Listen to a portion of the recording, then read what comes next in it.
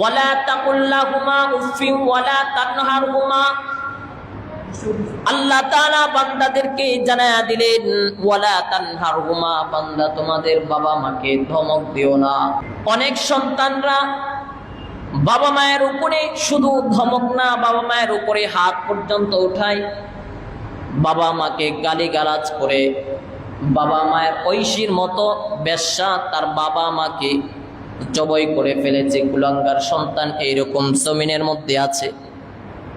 কিন্তু আল্লাহ পাক রব্বুল আলামিন জানায় দিলেন, ওয়ালা তানহারহুমা, তাদেরকে বান্দা তোমরা ধমক দিবা না, তাদের সাথে ভালো আচরণ করবা। কেমন আচরণ? এমন আচরণ করবা যেন দুনিয়ার মধ্যে তুমি জান্নাতকে হাসিল করে নিতে পারো, কামাই করে নিতে পারো। হযরত ওয়াইস করুনী রাহমাতুল্লাহি আলাইহি নবীর জামানা পাওয়ার পরেও, নবীর জামানা পাওয়ার পরেও সাহাবী হতে পারে নাই। একমাত্র কারণ হলো মায়ের খেদমতের কারণে। হযরত ওয়াইস করুনী যখন শুনলেন নবুয়ত পয়গম্বর রাহমাতুল লিল আলামিনের উপরে আল্লাহ তাআলা দিয়েছেন, যার উপরে ঈমান আনলেন। ঈমান আনার পরে নবীদের নিকট পত্র লিখলেন, পয়গম্বর আমার মনটা বড় চায় আমি আপনার সাহাবীদের মতো, আমিও সাহাবা হই, আমার মনটা বড় চাই।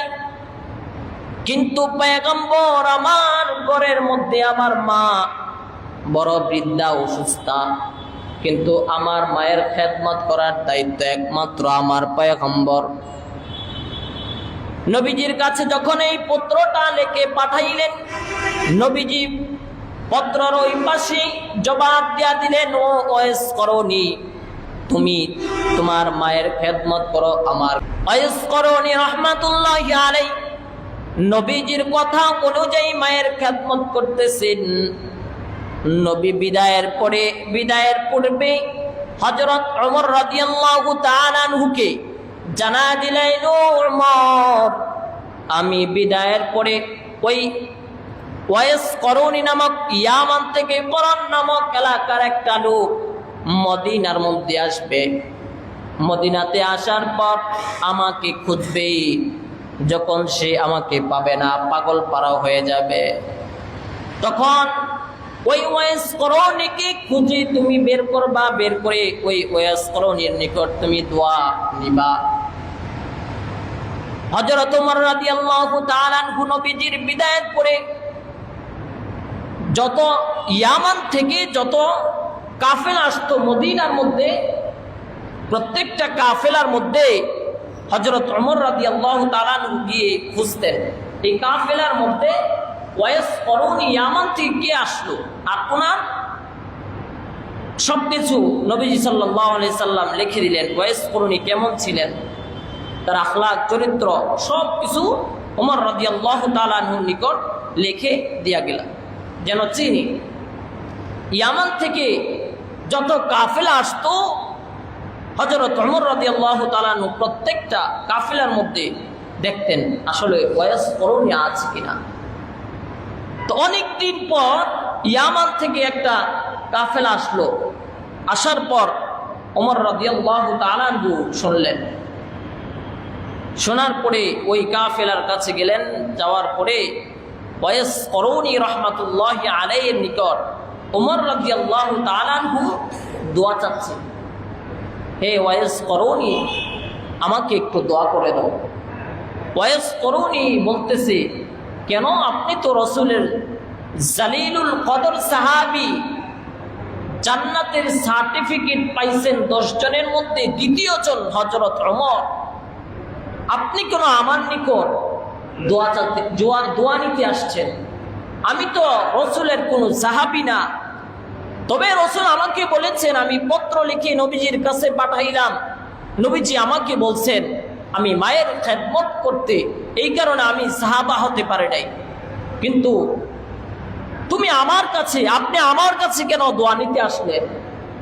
তখন হযরত ওমর রাদিয়াল্লাহু তাআলা আনহু ওয়াইস করুনীকে বললেন, নবীজি বলেছে দোয়া নেওয়ার জন্য। তখন ওয়াইস করণী চোখের পানি ফেলে দিয়ে কান্না করতেছে আর বলতেছে, পাশা আমার জন্য ওয়াইস করণীর জন্য অনেক বেশি সাহাবী হওয়ার থেকেও। কারণ নবীজির কথা শুনেছে আর মায়ের খেদমত করেছে। আল্লাহর হকের পরে হলো বাবা মায়ের হকের কথা। আল্লাহ তাআলা বলেছেন, ওয়াকাদা রাব্বুকা আল্লা তা'বুদু ইল্লা ইয়্যা, ও বান্দা তোমরা আমার ইবাদত করো, ওয়াবিল ওয়ালিদাইনি ইহসানা। এরপরে বাবা মায়ের খেদমত মানে আল্লাহর হকের পরে বাবা মায়ের হকের কথা বলেছে। এই জন্য এই ঘটনা থেকে আমাদের হাতে আসবে তাদের কিছু করণীয় আছে। যখন সন্তান দুনিয়ার মধ্যে আসবে, করণীয় হলো তার ডান কানের মধ্যে আজান পৌঁছায়া দেওয়া, আল্লাহু আকবার আল্লাহু আকবার, এই শব্দগুলো পৌঁছায়া দেওয়া। মানে এখানে আল্লাহর পরিচয় দেওয়া, আল্লাহ সবচাইতে বড়, আল্লাহ সবচাইতে বড়। আশহাদু আল্লা ইলাহা ইল্লাল্লাহ, মানে আল্লাহ, আশহাদু আল্লা ইলাহা ইল্লাল্লাহ, তিনি ছাড়া আর কোনো মাবুদ নাই।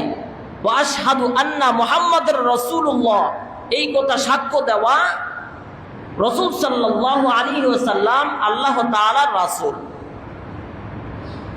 এইভাবে ডান কানের মধ্যে আজান দেওয়া দুনিয়াতে আসার পর। এরপরে ইকামত পৌঁছায়া দেওয়া। আজানটা একটু 7 দিনের দিনে বাবুর নাম রাখা, আকিকা করা।